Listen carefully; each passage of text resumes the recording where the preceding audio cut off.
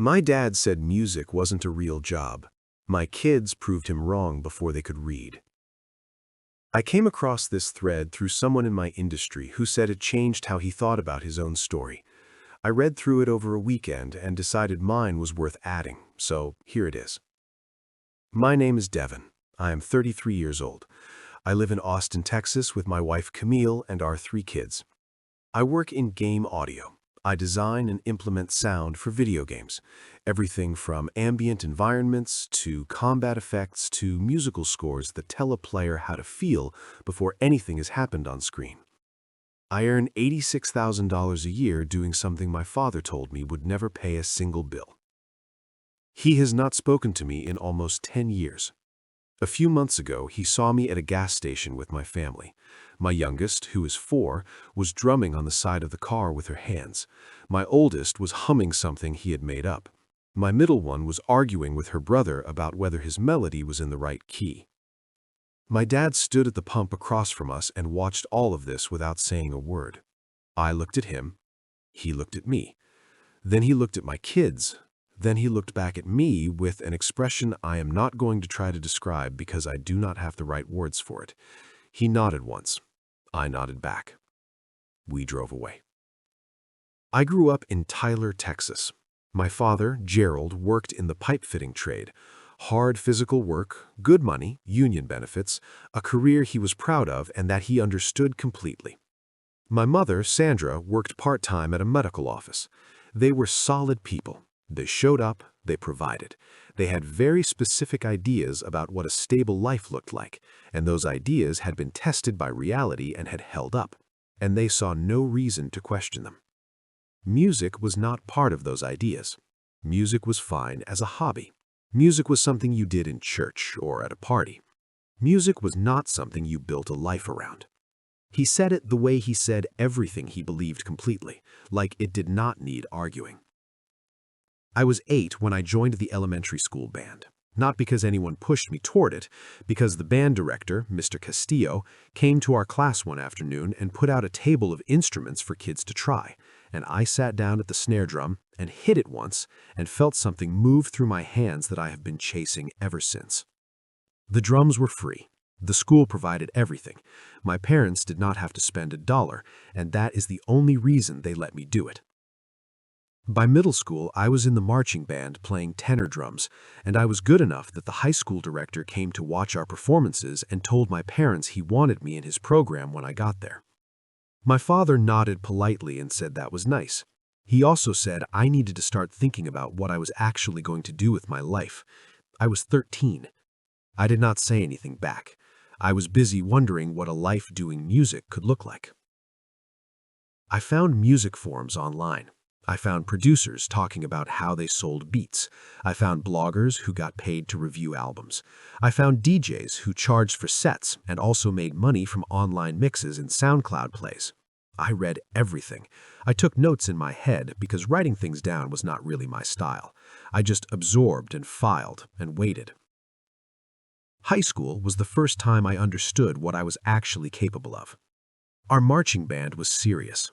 Our director ran the program like a competitive athletic team, 5 a.m. practices, Saturday rehearsals, regional and state competitions. He did not accept excuses and he did not coddle anyone. And I responded to that environment the way some people respond to being thrown in the deep end. I figured out how to swim fast. I also started making money. I had been DJing small house parties since I was 15, charging $50 a set, cash, nothing my father knew about. At 16, I started a music review blog under my DJ name. I wrote about albums, new releases, production techniques, gear. I was 17 when the blog started generating ad revenue. Small amounts at first, then not so small. I had a PayPal account my father did not know existed and a savings account at a bank 2 towns over that I opened with my own ID the week I turned 16. I also worked at a hardware store 3 days a week after school and on Saturdays when band did not have rehearsal. I saved enough to buy a beat-up 2003 Civic from a guy in my neighborhood for $900. It ran, barely, but it got me to work and to practice, and that was all it needed to do. My father did not know about the DJ money or the blog money. He knew about the hardware store job because he approved of it. He knew about the car because I needed his help with insurance. He did not know that I was already making more from music than I was from the hardware store, and I was not going to tell him. The blow-up came the summer before senior year. He found my PayPal account. I do not know exactly how. I think he was using my laptop for something and saw a notification. The balance at that point was just over $4,000. Money I had earned from DJ sets and blog advertising and a few beat sales I had started experimenting with. He called me into the kitchen and showed me the screen and asked me to explain it. I told him the truth. I told him I had been making money from music for 2 years. I told him I was good at it and it was growing and I thought it could become something real. He did not yell. My father was not a yeller. He was worse than that. He went very quiet and very still, and he said that I had been lying to him. I said I had not lied. I had just not told him. He said that was the same thing. I said it was not. He said if I wanted to keep living in his house, I would close the PayPal account, quit the DJ work, and focus on getting a trade or a degree in something that would actually support me. He said music was a fantasy, and he was not going to watch me waste my life chasing it. I said no. He told me to think very carefully about what I was saying. I told him I had been thinking about it for years. We did not speak for the rest of that summer. I finished senior year sleeping on a pull-out bed in the spare room of my friend Jared's house, whose parents were quieter people who asked few questions and made good sandwiches. I still went to school. I still went to practice. I still worked at the hardware store, and I still ran the blog, and I still took DJ sets on weekends. I applied for every marching band scholarship I could find. I applied to 3 Texas state universities with strong music programs. I was offered a partial percussion scholarship to the University of North Texas in Denton, one of the strongest music programs in the state. Combined with a Pell Grant and a small academic scholarship, it covered most of my costs. I did not call my father to tell him. I called my mother. She cried. She said she was proud of me. She also said she hoped I knew what I was doing. I told her I did. I left Tyler in August with my savings, my Civic, and a direction that was finally official. UNT was the first place I had ever been where being serious about music was not considered a character flaw. There were students there who practiced 8 hours a day and talked about music the way my father talked about pipe fittings, with technical precision and professional respect, and the assumption that this was a real thing that real people built real lives around. I majored in music with a concentration in music technology. I also declared a minor in business after my advisor, a woman named Dr. Reyes, who had spent a decade in music publishing before moving into academia, told me the music industry was full of talented people who could not manage a contract or read a royalty statement, and the ones who knew both sides always ended up ahead. I took every music technology course the department offered. Recording, mixing, sound design, digital audio workstations, synthesis, game audio implementation. I found the game audio track almost by accident in my sophomore year when a guest lecturer from a studio in Austin came and talked about what his job actually looked like day to day. I sat in the back of that lecture hall and felt the same thing I had felt when I hit a snare drum for the first time at 8 years old. I also nearly lost my scholarship junior year. I was doing too much. Classes, practice, a part-time job at a recording studio in Denton doing equipment maintenance and occasional session assistance, the blog, which had grown significantly, DJ sets on weekends, and I had started producing beats seriously and selling them through online beat marketplaces. The money was real by then. Some months I was making more from music than from the studio job. But the grades were slipping because I was running on 4 hours of sleep, and the scholarship had a minimum grade point average requirement I was getting close to falling under. Dr. Reyes aisled me into her office and showed me the numbers. She did not lecture me. She asked me one question. She said, "What is the one thing you can drop right now that costs you the least and buys you the most time?" I dropped the DJ sets for 1 semester. I kept everything else. My grade point average came back up in time, and I kept the scholarship. I graduated from UNT at 23 with a degree in music technology and a business minor, and more practical experience than most of my classmates because I had been treating it like a job since I was 15. I moved to Austin 3 weeks after graduation. I had a contact from the guest lecture 2 years earlier who had stayed in touch and who passed my name to a mid-size game studio looking for a junior sound designer. I interviewed. I got the job. Starting salary $42,000. I was making music for a living. Officially, with a salary and health insurance and a desk that was mine. I called my mother. She cried again. I asked her if she had told my father. She said she had. She said he had not responded. I told her that was fine. The work was everything I had hoped and harder than I had imagined. Game audio is not just composing, it is implementing sound into an interactive system where the same action can happen in 100 different contexts, and the audio has to respond correctly to all of them. It is part music, part engineering, part psychology.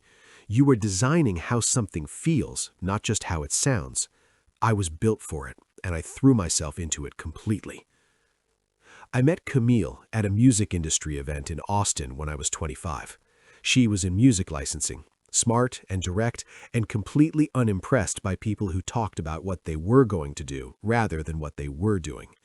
We were married at 27. Our first kid arrived at 28, then twins at 30. I did not invite my father to the wedding. My mother came. She sat in the front row and cried for most of it, and afterward she held Camille's face in her hands and said she was so happy. I believed her. My father and I had not spoken since I left Tyler at 17. My mother kept me updated occasionally, quietly, without making it a thing. He was fine.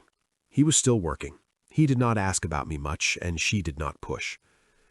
I was promoted to senior sound designer at 28, then audio lead at 30. My salary was now $71,000, and I had royalty income from games I had worked on that had sold well. I had a house in Austin with a music room that my kids used more than I did. I had a retirement account and a savings account, and a family that was loud in the best possible way. The gas station was 3 months ago. I had taken the kids out on a Saturday morning to run errands. Camille was home.